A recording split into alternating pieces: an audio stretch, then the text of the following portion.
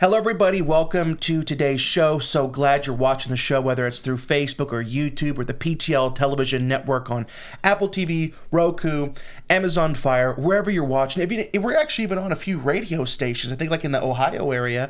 Wherever you're watching, wherever you're listening from, God bless you. Thank you for believing in what we're doing here. Today, we're going to be talking about a couple of different things, and it's nothing that... Well, I don't know how to say this. It's nothing that we're going to get to quickly. Yeah. It's going to take several minutes to lay this foundation.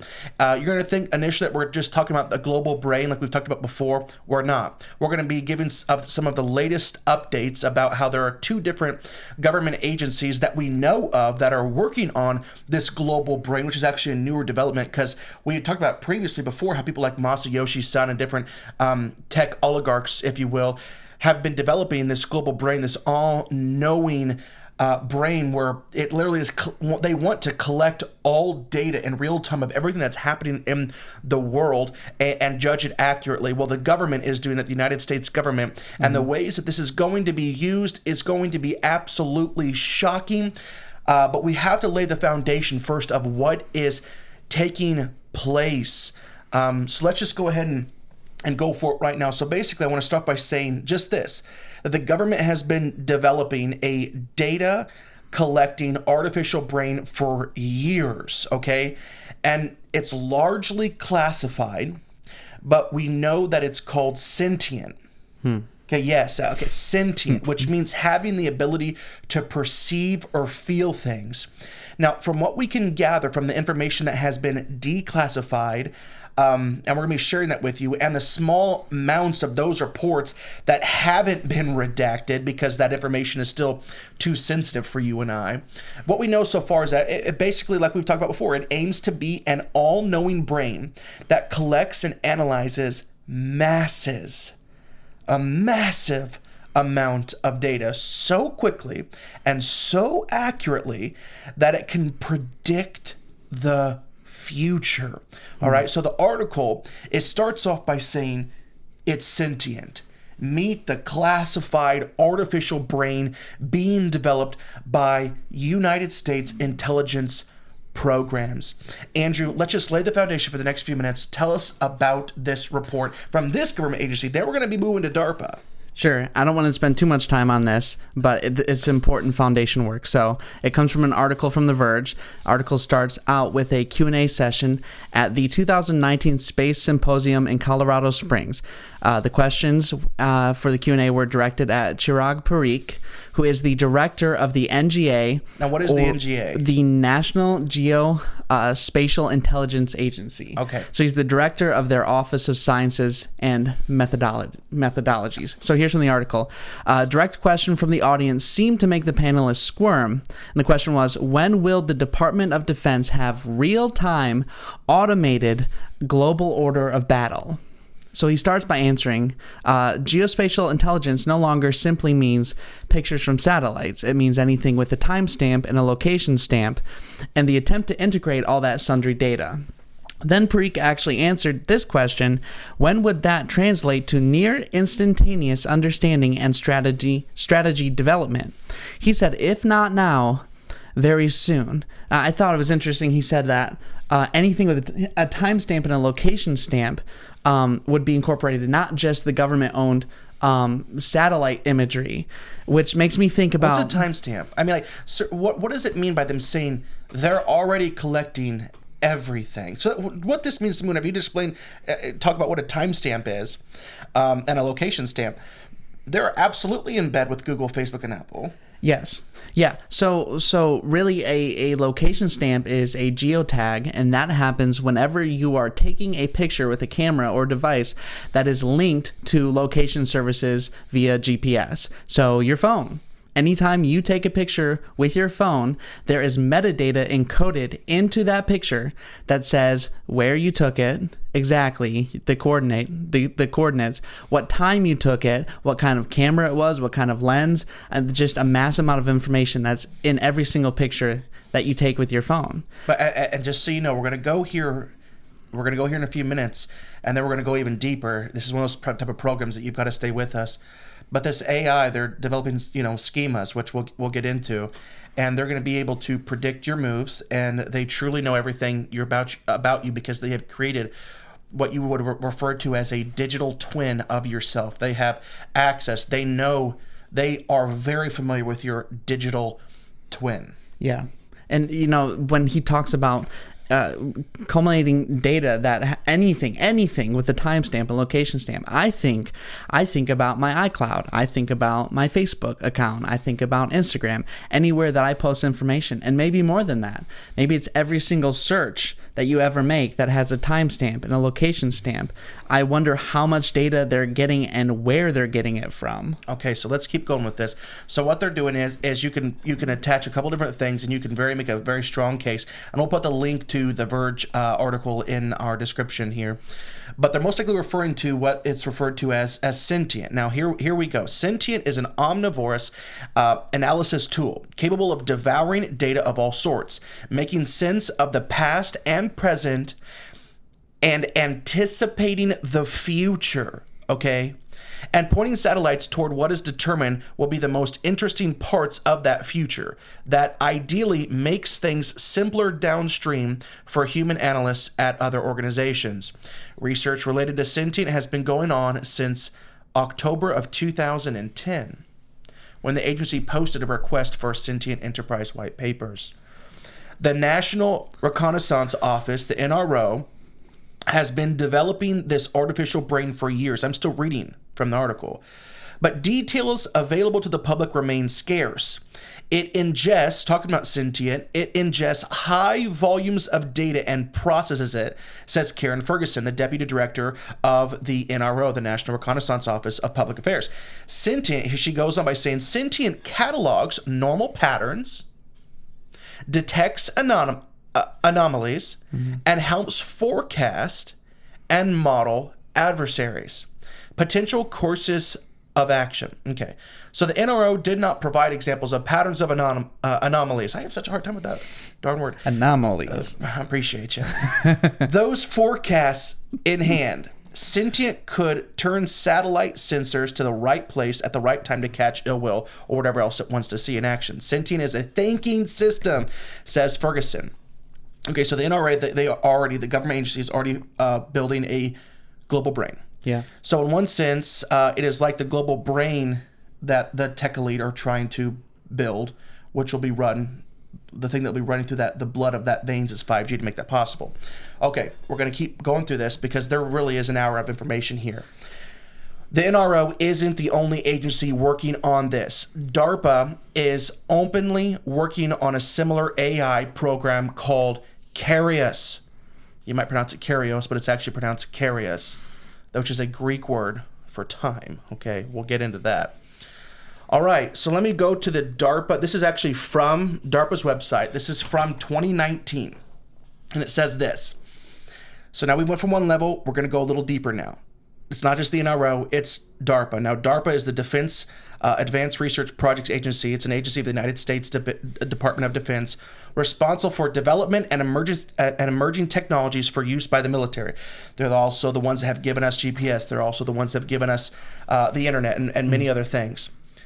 This is from DARPA's website, 2019, generating actionable, that's a very important word, understanding of real-world phenomena with AI.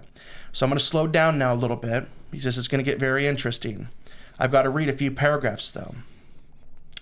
DARPA seeks to develop schema-based AI capability to enhance reasoning about complex world events and generate actionable insights. Artificial intelligence will be doing this. Rapid comprehension of world events is critical to informing national security efforts, of course. These noteworthy changes in the natural world or human society can create significant impact on their own, or may form part of a causal chain that produces broader impact. So, many events are not simple occurrences, but complex phenomena composed of a web of numerous subsidiary elements from actors to timelines. The growing volume of unstructured multimedia information available, however, hampers uncovering and understanding these events and their underlying elements. So what it's saying is that, so basically I have an analogy here. Imagine a World War II battlefield, for instance. Let's say D-Day, invading the beaches of Normandy. There were 156,000 troops from the Allied forces on there. What it is saying is that every single soldier, every piece of equipment, from the planes above to the boats in the water, would be simultaneously relaying data. And this AI would be collecting the data, analyzing it nearly instantly, and responding accordingly. So that is how it would be used on a military battlefield. The process of uncovering relevant connections across mountains of information and static elements that they underline requires temporal information and event patterns, which can be difficult to capture at scale with currently available tools and systems. Listen, this is a lot of jargon, but we're going somewhere with this. Yeah. The use of schemas to help draw correlations across information isn't a new concept. Schemas are units of knowledge that humans reference to make sense of events by organizing them into commonly occurring narrative structures. So this is an example. A trip to the grocery store typically involves a purchase transaction schema. They can see that on your credit card, right? Which is identified by a set of actions. They will see that there's been a payment. They do this right now. They see that there's been a payment. There's different roles. You see that there's a buyer record. There's a seller record. And temporal constraints, items are scanned and the payment is exchanged. All of this is referred to as metadata. Yeah. They're small amounts of information that you can simply piece together, and they're telling little stories. It's almost like you got to look at it on the back end like code or something. Being able to read code, being able to understand what's taking place behind the scenes, because they say that the government cannot know the content of certain things, but they can understand just from the data collection. So they see, okay, well, a purchase was made, this is what was gathered, and they can take that little metadata and create stories with it. And those little stories, so to speak, are what we refer to as schemas. Yep. Okay, so the article is saying that they are taking your metadata and creating schemas. So they're taking this massive amount. Imagine that battlefield, 156,000 soldiers. Okay, from just the Allied forces, there was probably a total of 500,000 different objects at play.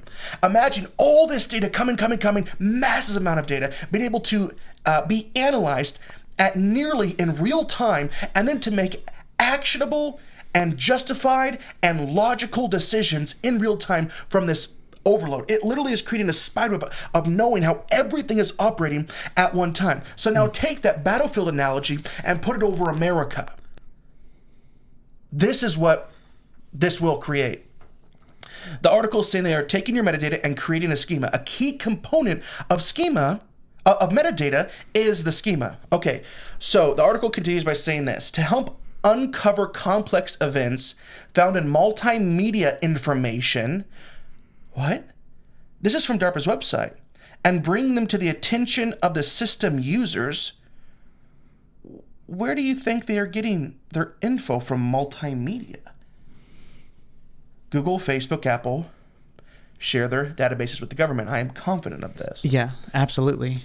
DARPA created the Knowledge Directed Artificial Intelligence Reasoning Over Schemas, the Kairos program. Kairos seeks to create a schema-based AI capability to enable contextual and temporal reasoning about complex world events in order to generate actionable understanding of these events and predict how they will unfold. The program aims to develop a semi-automated system capable of identifying and drawing correlations between seemingly unrelated events or data, helping to inform or create broad narratives about the world around us. The government is doing more than this, but they're on record letting us know that they do collect our metadata. Yeah, they're already doing it. That's what's important. They're already collecting your metadata today. That's right. They may not be listening to the content of your calls, so they tell us, but they know exactly who you're calling. That's the metadata. and for how long you're calling them, for example. This is metadata. The government already kills people, murders them, okay? Kills people based off of metadata. How will you like AI being in charge of this in the future? So what are you talking about, Zach? What do you mean they kill people based off metadata? I want to show you a quick clip. This is down memory lane. This is from 2014. This info was clearly put on record that the government kills people based off of just metadata. This was put on record by Dr. David Cole, a Georgetown professor of constitutional law, and General Michael Hayden, the former director of CIA and NSA. They were discussing this at a Johns Hopkins University discussion in 2014. Play that clip. So it's a great question, right? You saw it in President Obama. We're not listening to your phone calls. We're not listening to the content. We're just collecting the metadata, which means who you called, when you called them, how often you called them, how long you talked for. That's all we're collecting, just the metadata. So you shouldn't need to worry about it. Well, you know, I take my cue from a former general counsel of the NSA, Stuart Baker, who said on this question, metadata absolutely tells you everything about somebody's life. If you have enough metadata, you don't really need content. It's sort of embarrassing how predictable we are as human beings.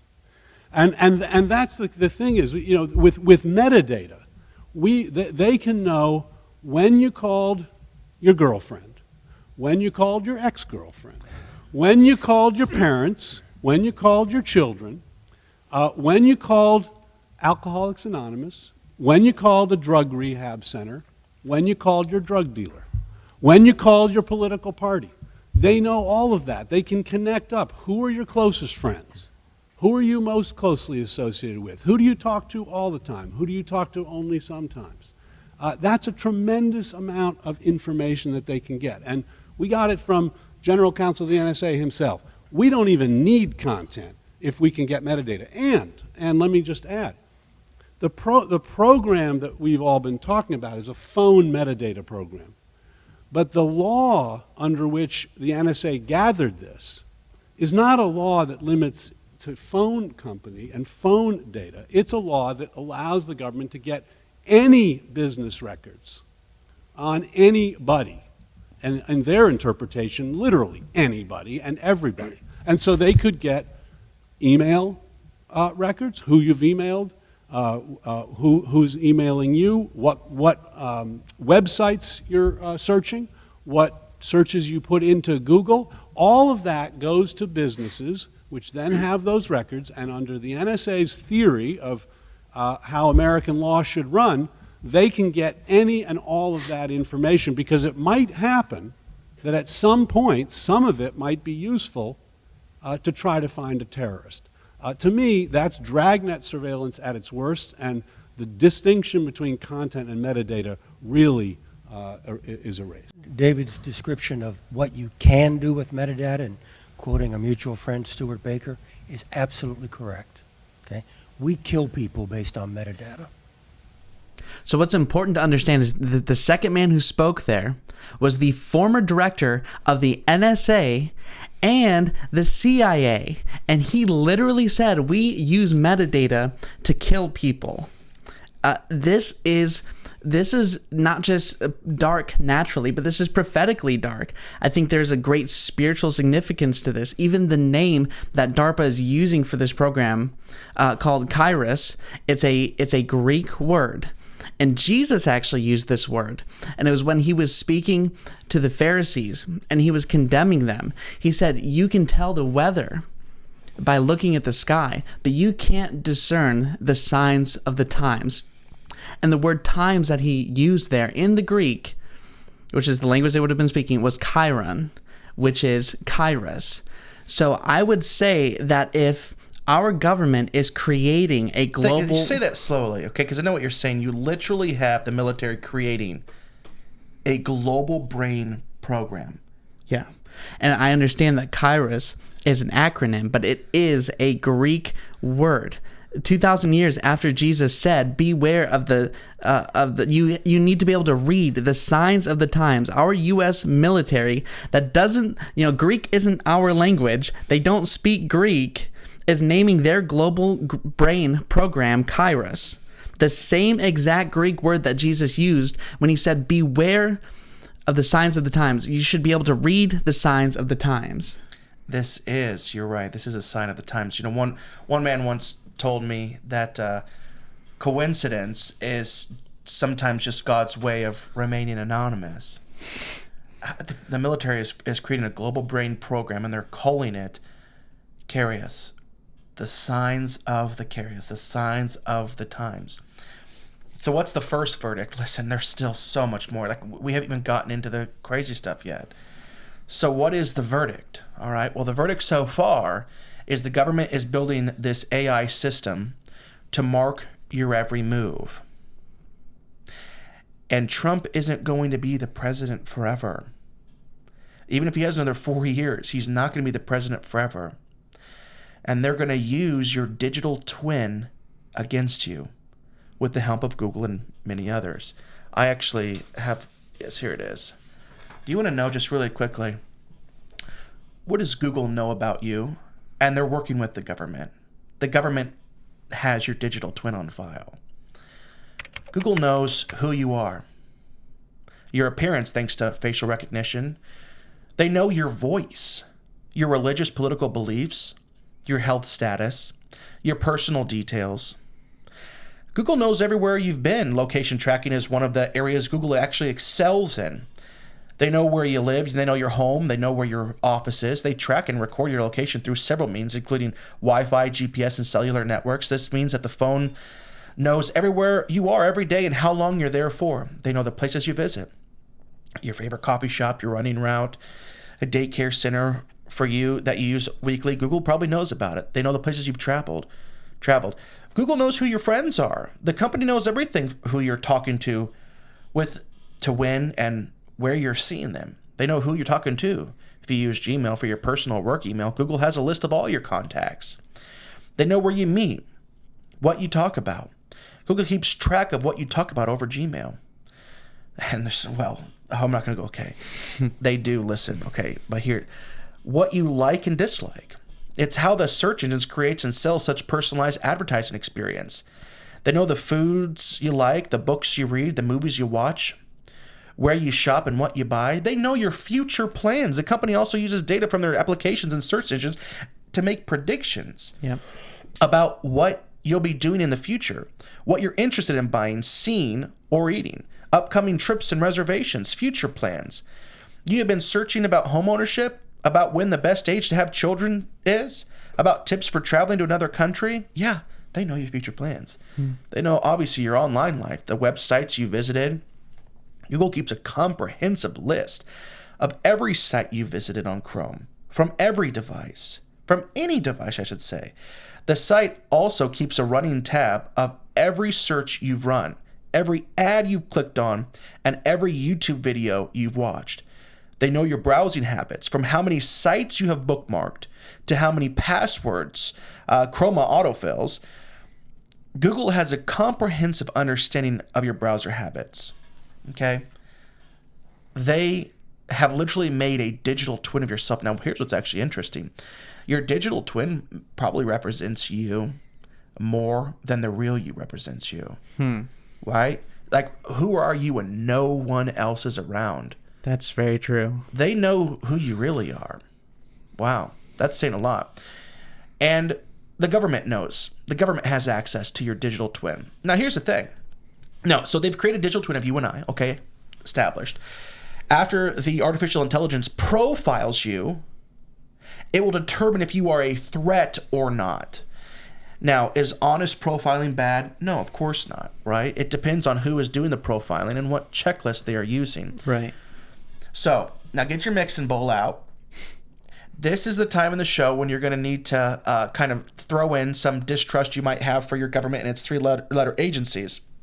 The Department of Homeland Security, the DOJ, the FBI, the CIA. Insert what big tech is creating and how AI will be in the future. Now, mix it all together and throw in your understanding of end-time prophetic scripture. What's happening? What are they creating? They are creating an all-knowing, all-judging database that will be weaponized. Excuse me, that will generate actionable understandings. Actionable. Now, you might be thinking, well, not me. That's surely not I. I'm not a threat. They'll see that when they look at my data. Well, who is the threat in this new world? Who is the threat to the Antichrist and his system while he's the leader of the world? Who does he make war with? Revelation 13:7, he makes war against the Christians. He makes war against the saints, and he even prevails for a while. Exactly who is the enemy that this artificial intelligence, gathering all of your data, putting you into a particular camp of whether you're a threat or not, it will detail whether you are an enemy or not. Okay, well, that's fine. Trump's president. He's not going to be president forever. And understand, let's take another trip down memory lane. I brought some articles just in case you forgot who the United States has deemed as the extremists, as deemed as the terrorists in this country. Hey, here's one. Memory lane. This is from 2016. Obama administration and the United Nations announced a global police force to fight extremism in the USA. Think about this. This in the article says, this amounts to nothing less than the overriding of American laws up to and including the United States Constitution in favor of the United Nations laws that would henceforth be implemented in the United States itself without any constitution of Congress at all. So, the United Nations is totally and 100% a Sharia-compliant body. So if a Sharia-compliant government body wants to label extremism, but they're Sharia compliant, then who exactly is the extremist? And this isn't just Obama. Obama was a puppet in the dark state. Yeah. This is the left. I wrote a quote down. I want to share this quote with you. Isn't it interesting that the exact same people that the Antichrist will label his enemies are the exact same people the liberal left labels their enemies today? Military warn, 2013. Have we forgot? Do you not think that this stuff is going to come back as soon as we get another Democrat in the office one day? The revelation events, the scripture has already been outlined in the holy word of God. It's going to take place. Military warn, evangelicals are the number one threat. Soldiers in the U.S. military were told in a training briefing that evangelical Christians are the number one extremist threat to America, ahead of groups like the Muslim Brotherhood, KKK, the Nation of Islam, Al-Qaeda, Hamas, and others. Look at this. That's ridiculous. Here's another one. Does the Army consider Christians' Tea Party a terror threat? Fox News. Soldiers attending a pre-deployment briefing at Fort Hood say they were told that evangelical Christians and members of the Tea Party were a threat to the nation, that any soldier donating to those groups would be subjected to punishment under the Uniform Code of Military Justice. Is that not enough for you? How about this? I have a 10-page document here. This is literally, and it's been declassified. Okay, it's 10 pages.